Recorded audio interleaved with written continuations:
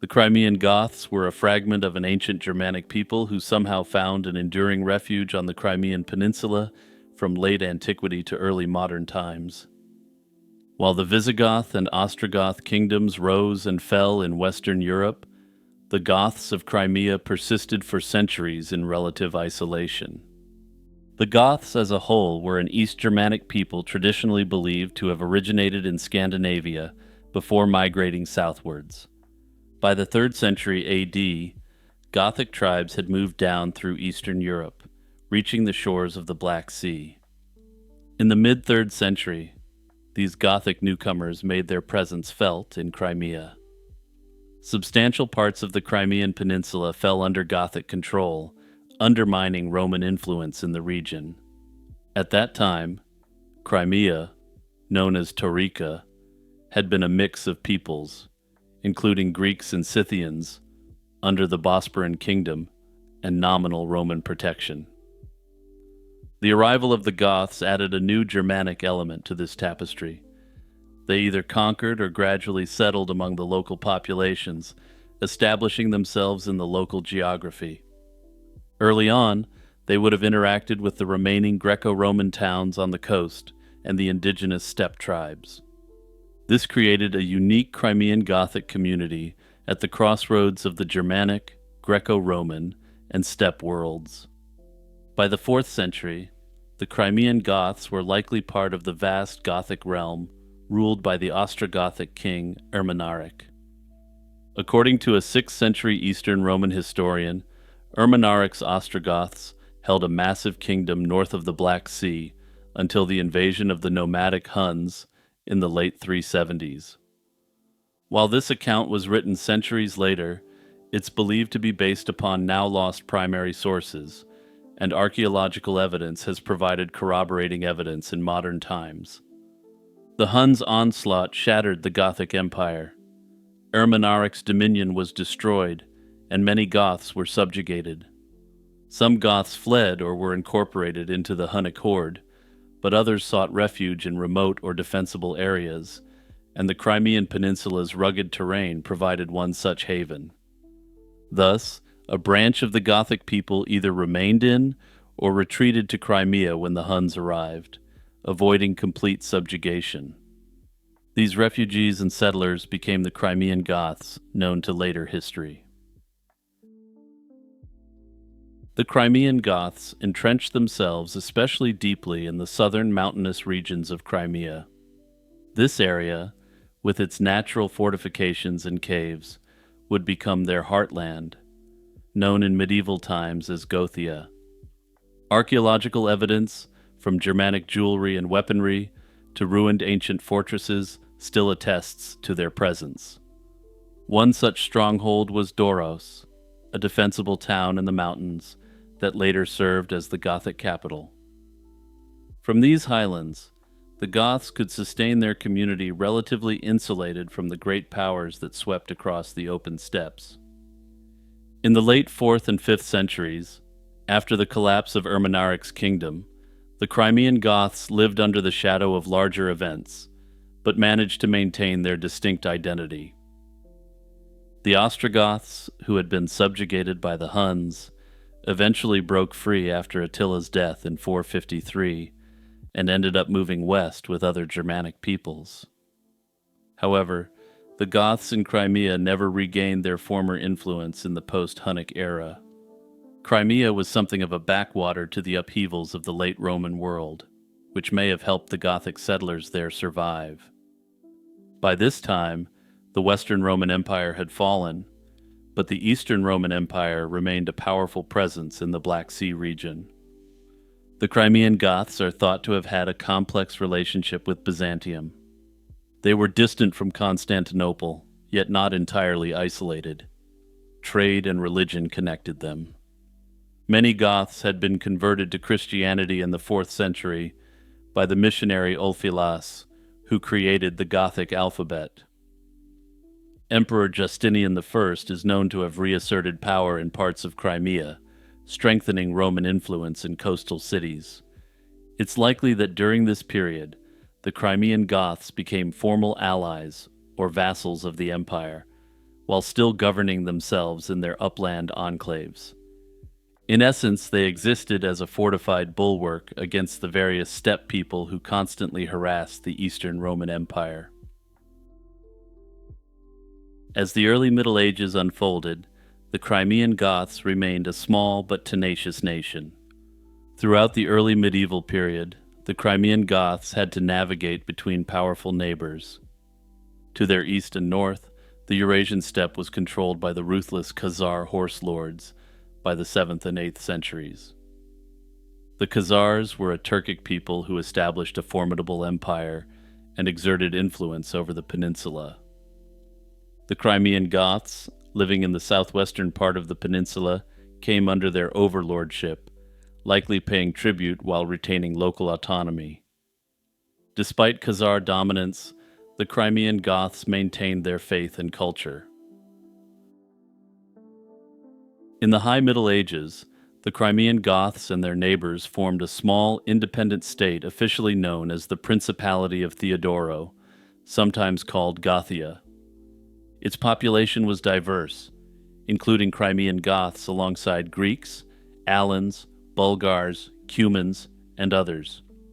The ruling house of Theodoro likely had Gothic roots, or at least claimed the legacy of the Gothic chiefs. The principality's official language and culture were heavily influenced by Byzantium, and Greek was used in official contexts. The state was closely allied with the Empire of Trebizond, a Byzantine Greek successor state on the Black Sea coast that broke off after the establishment of the Latin Empire.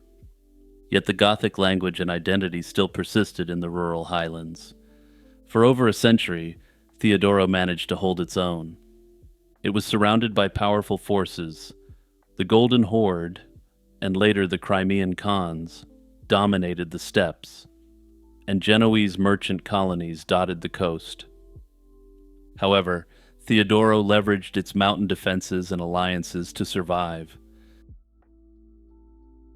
Theodoro was about to encounter a much more powerful state than they had ever been subjected to before. This state had conquered Constantinople and now claimed that they were the true successors of Rome, the Ottoman Empire. The Crimean Goths had an unbroken presence from late antiquity into the late medieval period as an independent or quasi-independent state. The end for the Gothic principality came with the expansion of the Turks. In 1475, Ottoman forces swept through Crimea, first conquering the Genoese ports, and then turned to the tiny principality of Theodoro. After a siege of Mangup, the Ottomans captured the last stronghold of the Crimean Goths in 1475, extinguishing the principality. Although 1475 marked the end of Crimean Gothic statehood, it did not immediately erase the people themselves. References to the Crimean Goths continued in the decades and even centuries that followed. Isolated mountain villages in Crimea evidently still harbored Gothic descendants, and the memory of their identity had not yet vanished. By the 16th century, European scholars and travelers had become aware of the Goths in Crimea as a curious remnant of antiquity. In fact, the existence of these Goths became almost legendary in Renaissance Europe, prompting adventurers and envoys to seek them out. One famous account comes from Ogier de Busbecq, a Flemish diplomat who served as the Holy Roman Empire's ambassador to the Ottoman court in Constantinople in the 1550s. He was astonished to discover people whom he believed to be Goths still living in Crimea. In a letter, he described meeting men from Crimea who spoke a Germanic tongue. He wrote that the tribe was warlike and at the present day occupied numerous villages. He collected about 100 words of their language, which we now call Crimean Gothic. This diplomat was not alone, and other travelers echoed his observations.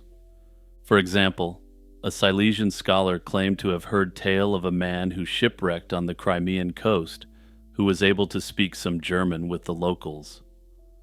This latter account is largely believed to be exaggerated. but may in fact be based upon a true story of a sailor who found significant linguistic commonalities in a faraway land. However, as time went on, these Gothic communities gradually disappeared, and by the 18th century, accounts of people speaking the Gothic tongue grew scarce. The last known recorded observation of a Gothic people in Crimea comes from around 1780. The Archbishop of Mohilev visited the region and noted the existence of people whose language and customs differed greatly from their neighbors. Yet, after the late 18th century, no further reliable reports of a Gothic-speaking group in Crimea exist. Several factors contributed to the final disappearance of the Crimean Goths. Under Ottoman rule, the Gothic Christians of Crimea were a small minority among a Tatar majority and other groups like Armenians and Greeks. Over generations, most Gothic descendants either assimilated into the Crimean Tatars or merged into the Greek community. Later travelers in the region noted that the Crimean Tatars, found in the rugged regions on the south of the peninsula, bore a striking resemblance to Western and Northern European people. They were observed to exhibit characteristics that were extremely rare amongst Crimean Tatars, such as light hair and light eyes. This strongly suggests that after millennia of fierce independence, the last remnants of the Crimean Goths left their old traditions behind and blended in with their neighbors. Hey everyone, it's Jimmy here, just reminding you to check out my other channels, Lazy Chill Zone and Lazy Chill True Crime. While the topic of the latter is obvious enough, Lazy Chill Zone deals with all sorts of unsolved mysteries. In the ancient Mediterranean world, few plants were as celebrated or mysterious as Silphium. This golden-flowered herb was prized by Greeks and Romans alike. It was a coveted cure-all, used as a luxury spice by the rich and powerful, and was said to pitch a tent in your toga, if you catch my drift. Grown wild in a narrow coastal strip of North Africa near Cyrene, in modern Libya, Silphium's economic importance was so great that its image was stamped on Cyrenian coins. Its resin, known to the Romans as Silphium, was literally worth its weight in silver and gold, hoarded in imperial treasuries alongside precious metals.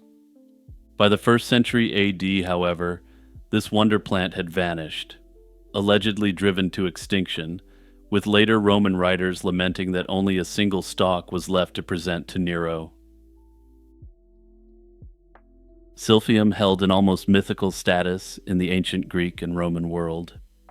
According to Greek legend, the god Apollo gifted Silphium to humanity, a divine providence reflecting its medicinal value. The plant grew predominantly around the city of Cyrene, a Greek colony founded around 631 BC in North Africa, and it quickly became the lifeblood of Cyrene's economy. So central was Silphium to Cyrene that most of the city's coins bore an image of the plant, depicting a thick stalk with frond-like leaves and umbrella-shaped clusters of flowers. Ancient Egyptians and Minoans knew of Silphium as well. They even had a special hieroglyph or symbol to represent it, attesting to its fame across the Mediterranean. The plant's value was exorbitant. Roman writers noted it was generally traded pound for pound with silver. To put this in context, silver was the backbone of the Roman economy, and military pay, commercial transactions, and taxation were all dominated in silver, not gold. Further, Julius Caesar reportedly kept 1,500 pounds of Silphium resin locked in the Roman treasury as a state treasure. Later, the Emperor Augustus is said to have demanded that all remaining stocks of Silphium be sent to Rome, underscoring its strategic importance. What made Silphium so precious was its diverse uses. In cuisine, its resin was a culinary sensation. Romans grated this spice onto all manner of dishes, from simple lentils to lavish roasted meats, much like we might use an intense garlic today. A Roman writer even offered tips on stretching one's silphium supply. He suggested storing pine nuts with a bit of silphium in a jar so the nuts would absorb the flavor and could be crushed into recipes to impart the prized taste. Such anecdotes illustrate how deeply silphium was woven into food culture. It wasn't only a flavor, though. The whole plant was consumed. Ancient sources describe people eating silphium's thick stems as a vegetable and dipping its roots in vinegar for a tangy treat. They even fed silphium to livestock. Apparently, sheep and goats that grazed on it developed especially tender, delicious meat, making the herb doubly valuable for agriculture. Beyond the table, silphium was famed as a panacea in medicine. Physicians of antiquity prescribed it for an astonishing range of ailments, and one Roman author claimed it could remedy anything from stomach pain to warts. Perhaps most intriguingly, silphium garnered a reputation as a love drug, and men sought the plant to give them what I'll politely call male vitality. For all its fame, the exact botanical identity of silphium is a puzzle that has tantalized scholars for millennia now.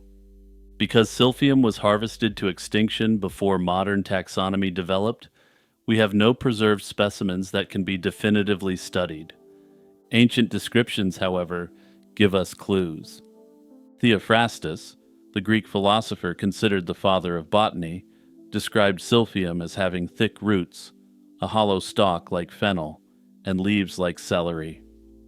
In other words, it appeared to be an umbellifer, a member of the same plant family as parsley, carrots, and fennel. The plant's portrayal on surviving Cyrenian coins, with a branching stalk and umbrella-like flower clusters, reinforce this idea. Many botanists believe silphium was a type of giant fennel. The Roman geographer Strabo and others in antiquity thought that silphium was essentially a particularly potent variety of asafoetida, a spice derived from certain ferula species. Ferula are tall plants in the fennel family that grew in the Near East and were of great importance to Roman trade, particularly with Persia. In fact, when the real silphium started to become scarce, the Greeks and Romans resorted to using asafoetida as the next best thing in recipes. This is a substitution recorded by ancient writers and later noted by modern historians. While asafoetida was valued in its own right, Roman texts suggest it never quite matched the excellence of true silphium. This has led to the theory that silphium might have been a distinct species of ferula that was driven to extinction. How did a plant so valuable and beloved simply disappear?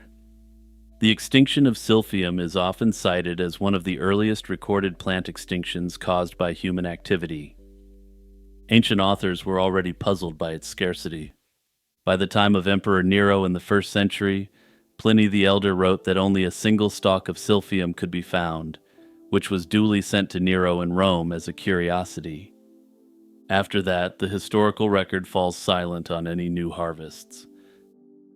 Silphium's decline was likely gradual, tied to a combination of overuse and natural vulnerability.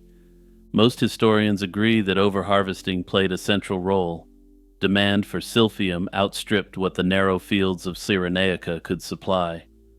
Despite its popularity, and to make matters much worse, silphium stubbornly resisted domestication. Theophrastus, the naturalist and philosopher mentioned earlier, had noted centuries earlier that all attempts to cultivate silphium had failed, even in its native soil. Modern experts speculate it may have been a sterile hybrid, or required very specific environmental triggers to germinate, meaning it could only propagate in the wild under ideal conditions. Thus, unlike a crop that could be farmed, silphium had to be gathered from nature each season. Such reliance on wild stock is inherently precarious. Cyrene's administrators did try to regulate the harvest, and ancient records suggest that they tried to prevent the digging up of roots. But as silphium's fame and price grew, those conservation measures likely gave way to greed. Overzealous collectors may have pulled up too many plants, preventing regrowth. Grazing was another pressure.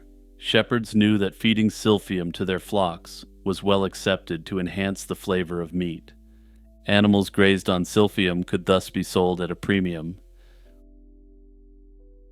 When you're a North African subsistence farmer in classical antiquity, you don't have the luxury to worry about whether silphium will still be around in 25 years.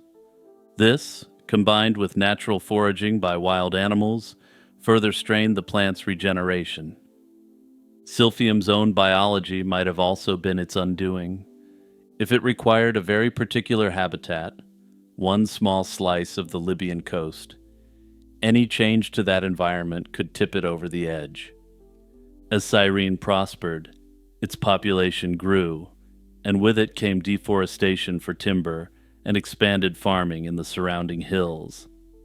The once forested upland plateau helped capture moisture and create a microclimate suitable for silphium. But widespread tree loss and intensive agriculture would have led to soil erosion and desertification, diminishing the rainfall and winter frosts that silphium needed for germination. In essence, the local climate became drier and less hospitable to the plant, and by changing the land, people may have literally destroyed silphium's nursery. This is of course interesting, since this wild crop was one of the reasons the region was able to prosper so much anyway. The disappearance of silphium didn't go unnoticed in classical antiquity. People tried to find substitutes or claimed to spot remnant plants in out-of-the-way places. All that said, the substitutes, such as Asafoetida, didn't match up according to contemporaries who had experienced the real McCoy. So-called remnant populations, which some claimed existed, either didn't exist in large enough quantity or didn't exist at all, given the plant dropped off from the historical record. By the medieval era, silphium became more legend than reality, referenced in old spice lists, even when no one had seen it in over 1,000 years.